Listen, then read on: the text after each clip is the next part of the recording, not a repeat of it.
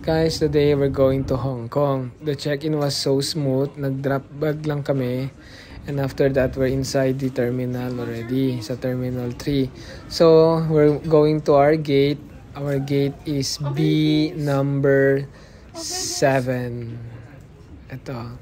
So, pumasok na nga agad kami kasi nagtatawag na sila. Ito nga pala guys ang aming plane for today. It's an Airbus A380. Yeah. Ready na ikaw sa ating adventure? Happy ba yan? Mami? Mami? Ready ka na? Sa ating adventure? Finally, it's time to board. Let's go! We are all excited. So, ito nga si Mia, oh. Excited na siya. And then, ayun, nakaupo na kami. So, almusal muna tayo. Coffee. And then, ito yung food nila sa airplane. It's bihon. Sabi nga guys ng captain, palanding na daw tayo. So, we're getting ready to land na. Yun na nga makikita nyo, malapit na sa airport yung ating airplane. And, we have landed. Lakad-lakad tayo guys. Papunta sa immigration. So, ito nga yung kanilang immigration. Medyo mahabang lakaran. So, paglabas natin, i-clean natin yung ating octopus card. And then, we meet up with my mom and my mother-in-law na hindi nga alam ni Mia na kasama pala sa trip natin. So, ayan. Surprise! Successful!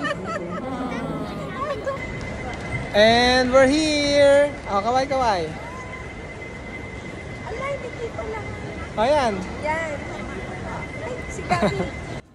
And then, punta na tayo sa car park kasi nandun yung magsusundo sa atin. Nag-book nga pala ako ng van sa Klook.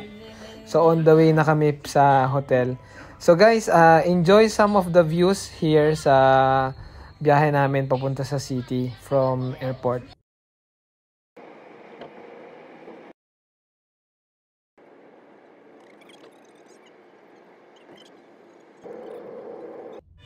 Okay, finally we're here sa Kimberley Road. Dito nga pala kami mag-check-in. Ang pangalan ng hotel namin is Kimberley Hotel.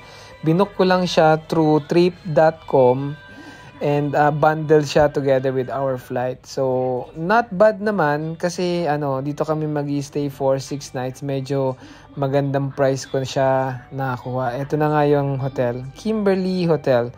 So, pasok na tayo. After namin mag-check-in, nag-decide kami na maglakad-lakad muna. So, nandito kami ngayon sa Kimberley Road. Tapos, lalakad kami papuntang Nathan Road. Ito, Nathan Road ito, no? Itong mahabang stretch na to. Ang daming mga tao, tsaka ang daming mong makikita. Ang daming mga pwedeng bilhin. So, yan, ang mga first-timers sa Hong Kong. Except, syempre, kay Ima. Si Ima, nakailang beses na rin nakapunta dito yan sa Hong Kong.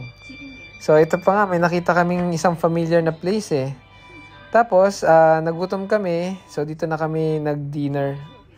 Late lunch come dinner.